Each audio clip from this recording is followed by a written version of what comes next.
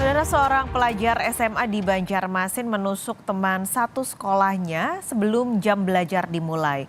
Pelaku diduga sakit hati karena kerap dirundung korban sejak SMP. Guru belum lagi masuk ke kelas untuk memulai pelajaran. Diam-diam, siswa kelas 10 SMA di Banjarmasin ini lebih dulu masuk dan melakukan hal yang mengejutkan semua orang. Kami sengaja mengaburkan video rekaman kamera pemantau ini karena mengandung tindak kekerasan serta demi melindungi identitas anak-anak yang masih di bawah umur. Tanpa ada aba-aba, tanpa diduga-duga, pelaku tiba-tiba menghampiri dan menikam temannya dengan senjata tajam. Korban pun terluka di bagian lengan dan perut dan langsung dilarikan ke rumah sakit. Hasil pemeriksaan polisi, ternyata kedua pemuda yang baru berusia 15 tahun ini berteman sejak kecil. Meski dibantah orang tua korban, polisi mengonfirmasi pelaku diduga sakit hati karena kerap diejek dan dirundung korban sejak duduk di bangku SMP. Pelaku pun kini telah ditangkap dan ditahan polisi. Saat ini sudah memasuki tahap penyidikan, di mana untuk pelaku sendiri saat ini sudah ditetapkan sebagai ABH, mengingat pelaku ini masih berusia 15 tahun. Penyebab karena sakit hati karena dibully. Hal ini dapat kami pastikan lagi karena mengingat dari beberapa saksi-saksi, rekan-rekan atau teman dari pelaku dan korban. Di sini ada juga screenshot chatnya seperti itu. Untuk perbuatan bully yang dilakukan berdasarkan keterangan yang kami dapat ini berupa masih verbal, masih jadi lain dengan bully. Kalau yang sifatnya fisik itu kan kita dapat melihat ada bekas, ada rekam jejak langsung, mungkin dari visum. Namun kalau dari verbal ini kita juga berdasarkan beberapa keterangan-keterangan saksi yang kita dapat, termasuk kita korelasikan dengan petunjuk-petunjuk yang ada dari bukti komunikasi melalui chat dari rekan-rekan saksi lainnya. Dinas Pendidikan Kalimantan Selatan pun akan mengevaluasi sistem keamanan di setiap sekolah untuk mencegah siapapun membawa senjata tajam ke sekolah. Kamera pemantau atau CCTV akan ditambah dan detektor logam dipasang di pintu masuk sekolah. Saya minta belikan detektor. Nah, jadi ketahuan seret kalau bawa sajam. Itu langkah saya lebih lanjut agar baik itu korek api atau hal yang lain. Ini pelajaran yang sangat bisa merubah.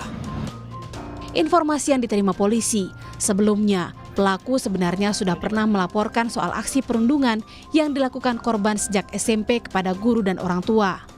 Namun, ia hanya diminta untuk sabar, diajak lebih rajin beribadah, dan diarahkan kegiatan yang positif. Psikolog remaja Novita Tandri mengingatkan orang tua akan pentingnya menjadi contoh yang baik bagi anak-anak. Pasalnya, perundungan bisa berdampak panjang di masa depan. Korban bisa mengalami gangguan tidur hingga gangguan emosional dan kecemasan, dan bisa berdampak pada pencapaian akademis mereka. Sekolah juga harus memiliki peraturan dan sistem yang tegas memberikan efek jera bagi pelaku perundungan apapun bentuknya agar kejadian serupa tidak terulang. Anak perlu didengar. Perlu didengar. Oke, yang kedua, anak perlu tahu bahwa dia dikasihi, dicintai tanpa syarat. Dan yang ketiga, anak harus tahu bahwa dia dipercaya. Nah, yang terjadi adalah pada saat mengungkapkan ini, mungkin reaksi yang didapatkan adalah dengan bersabar. Saya ingin juga supaya sekolah bisa punya divisi khusus yang menangani komunikasi antara orang tua dan guru. Dan kedua, mungkin bisa buka hotline dengan bisa melakukan dengan WhatsApp atau mungkin punya website yang bisa interaktif. Jadi ini yang harus diajarkan dari rumah, dari sekolah. Caranya bagaimana? Adalah pemberian efek jera. Jadi konsekuensi atas bullying yang tidak dibenarkan baik dalam bentuk fisik, verbal yang biasanya dianggap enteng, harus dengan keras, dengan tegas. Polisi kini tengah berkonsultasi dengan ahli untuk menganalisis apakah anak berusia 15 tahun sudah bisa merencanakan pembunuhan sesuai pasal pidana yang ingin dikenakan orang tua korban kepada pelaku. Tim Liputan Kompas TV, Banjarmasin, Kalimantan Selatan.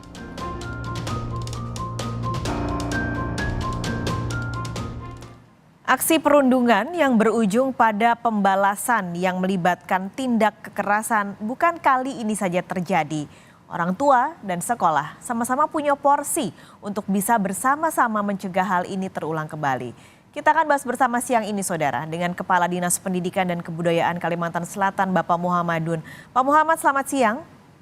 Selamat siang, Bu Paskali. Ya, dengan Paskalis Kompas TV, Pak, ini tanpa perlu kita mungkin menyebut nama pelaku, korban ataupun sekolah, tindakan pencegahan agar hal serupa tidak terjadi lagi di sekolah-sekolah lain. Apa yang dilakukan, Pak? Ya, pertama saya ingin mengatakan jangan ada kata menggunakan bully dan perundungan. Tindakan saya adalah saya ingin menggunakan kearifan lokal.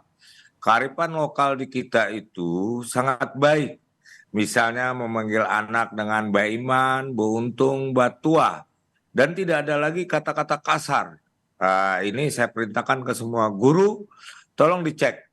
Jangan bercanda dengan kata kasar, jangan bercanda dengan kata menghina, ada suara binatang, ada suara kecacatan. Ini saya akan semakkan dan saya akan instruksikan ke semua guru. Gunakanlah kata-kata misalnya, kalau bahasa keren sekarang, bro boleh, brother berartinya. Oh, wow, boleh, kawal.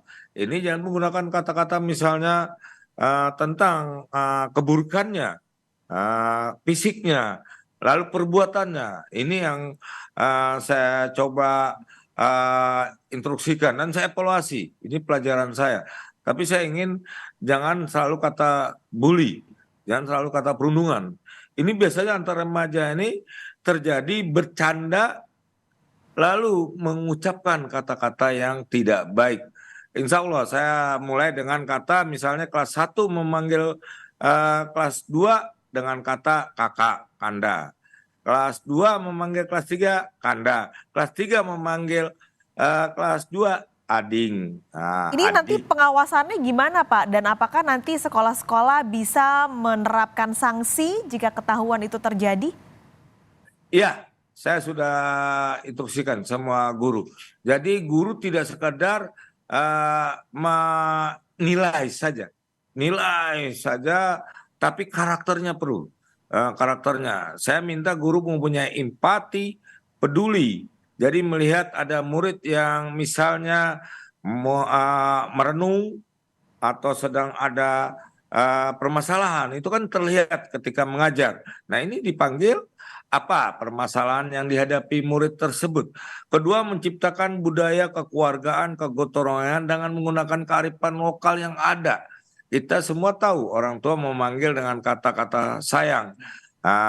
Kedua juga selain guru, saya juga meminta nanti orang tua tolong mencek. Misalnya berangkat sudah makan belum nak? Atau mencek isi tasnya atau sudah belajar. Nah, saya ingin mengatakan budaya kita tuh budaya memerintah. Nak mandi, nak tidur, nak belajar. Saya ingin budaya itu adalah budaya kekeluargaan seorang anak dengan orang tuanya, seorang anak dengan muridnya. Ini insya Allah di Kalimantan Selatan akan saya terapkan mekanisme proses pembelajaran seperti itu. Jangan terlalu mengejar nilai. Karakter penting, karakter itu sangat penting. Oke, ini apakah sistem tersebut Pak Muhammad yakin akan efektif? Karena sebenarnya bentuk bullying sekarang kan cukup bervariasi ya Pak. Tidak hanya dalam pemanggilan tadi seperti Pak Muhammad contohkan. Ada bentuk-bentuk lain yang sering sekali atau kerap kali kita temukan di sekolah-sekolah lain. Bagaimana menjamin bahwa itu akan efektif menekan atau bahkan menghilangkan bullying di sekolah Pak? Insya Allah memang yang dikatakan Ibu itu benar. Bullying kadang-kadang tidak sekadar kata-kata, ekspresi pun sudah menimbulkan bullying. ekspresi muka kita ketika ketemu seseorang, intonasi pun sudah bisa, intonasi kita bicara itu sudah menunjukkan bahwa kita sedang membullying seseorang. Tapi semua itu insya Allah saya jamin, saya budayakan rasa kekeluargaan, intonasi ketika berbicara, berkomunikasi, sikap ekspresi juga harus menunjukkan bahwa kita ini adalah saling penuh menyenangkan orang lain. Ini nanti saya terapkan kepada kurikulum lokal, Bu. Berarti Selain nanti itu juga sana. ada aturan tertulis dan petunjuk teknis ya Pak untuk diterapkan di semua sekolah secara merata di Kalimantan Selatan? Insya Allah nanti kurikulumnya saya buat bahwa ada penambahan tentang pendidikan karakter yang sangat diperlukan untuk peserta didik di Kalimantan Selatan. Segera itu, Bu. Itu kapan Pak? Targetnya tahun ini kah? Tahun ini bahkan saya sedang, selain itu pencegahan sarana prasarana, saya akan membeli detektor, metal detektor, agar tahu bahwa murid ada itu. Kedua, loker, saya ini kan bahwa yang masuk ke kelas adalah buku dan pulpen. Itu akan di metal detektor itu akan ditaruh di semua sekolah Pak? Ya, di semua sekolah di Kalsel. Jadi bisa, selain emosional seorang guru dengan murid tuh harus ketika murid datang kan biasanya bercium tangan. Nah setelah cium tangan ini kan, tapi emosionalnya saya arahkan emosional itu jangan sekedar salaman saja, tapi tolong dipegang pundaknya, ditanyakan tentang apakah sudah makan, bagaimana kesehatannya. Ketika emosional itu terjadi antara guru dengan murid dengan kata-kata yang baik, anak dengan orang tua, insya Allah tidak akan terjadi lagi. Mudah-mudahan ini yang terakhir, Bu.